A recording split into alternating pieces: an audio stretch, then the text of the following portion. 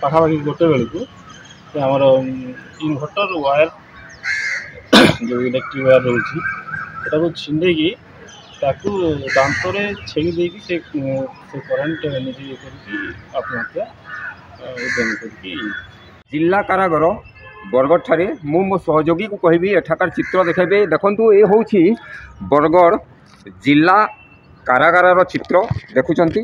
तेबे आमे एइथिपाई आज एठाकू पहुँचीचु। आपण माने जानिथिबे जे गतकाली राति रे जणे विचाराधीन कैदीर मृत्यु घटी। तेबे कैदी जनक किए एवं काहेकि से तार मृत्यु घटिला एने अधिक आलोचना करबा आम सहित बरगढ़ जिला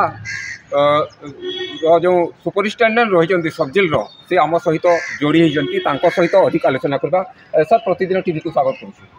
कौन कहे जड़े विचाराधीन कैदीर गतकाली रात मृत्यु घटी से गोटे पक्सो आसीला 20/8/2025 तार घर जन्हापड़ा फतागढ़ थाना जिला बरगढ़ पक्सो केस आसाला। पक्सो कोर्ट तार केस चलता हठात से काली गत राति पाखापाखि गोटे बेलू आमर इनभर्टर वायर जो इलेक्ट्रिक वायर रोचे सेटा छिंडेकी ताकू दांतरे छेड़ी देकी से करेन्ट निजे ये करके आत्महत्या उद्यम करके मृत्युवरण कर। सर जदि से आत्महत्या उद्यम करथिला एवं शेष तार मृत्यु घटी तेरे तार बयस पाखापाखि केते तार बयस आम रेकर्ड हिसाब से जो आम 38 वर्ष। क्यों केस रे से इनवॉल्व थिला एवं विचाराधीन कैदी भाव में बरगढ़ सब जेल रे से रहितला। से पक्सो माने नाबालिका झील को बलात्कार केस रे रहितला। सर कौन केते वर्ष हेबो से एठी रही आसीतला। से 2 मास हो 20/8/2025 तेबे कौन सन्देह करा जाउछि जेहेतु से विचाराधीन कैदी भाव में बरगढ़ जिला कारागार से भर्ती होता एवं तार मृत्यु घटी से माने सुसाइड करी। तेबे कौन माने ता पोस्टमार्टम करा जाइथिबो। पोस्टमार्टम रिपोर्ट एजाए आसी कि कौन जदि आसी पोस्टमार्टम रिपोर्ट रे कौन जना पड़ी।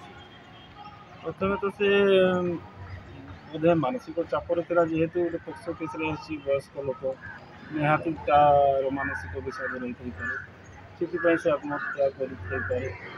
आ पोस्टमार्टम तो ये सरी जस्ट आमको रिपोर्टा हस्ताक्षर करेंगे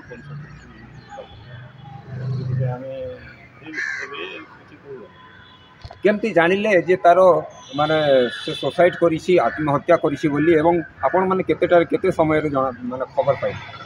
राति पाखापाखि गोटे बेलू आम ड्यूटी स्टाफ कल कले राति टकी आमती पड़ी जाइए कहले तो मैं सागे सागे आसिकी देखिए सीसीटीवी चेक कली से वार्डटा धरिकी जेहेतु से जिला कारागार थिला जिला कारागार तार मृत्यु घटी तेबे परिवार वर्ग कौन से माने अभियोग करूछंती कि नहीं से माने तो ये पर्यंत किसी अभियोग करना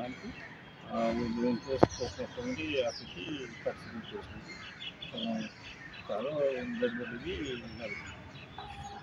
शुणुले एथिले बरगढ़ जिला कारागार जो सुपरिटेडेट रही प्रतिदिन टीवी को से जड़े विचाराधीन कैदीर किभली भाव में मृत्यु घटी एने से प्रतिदिन टीवी को निजर प्रतिक्रिया देते। बरगढ़ जिला कारागार सम्मुखर आनंद महापात्र प्रतिदिन टीवी।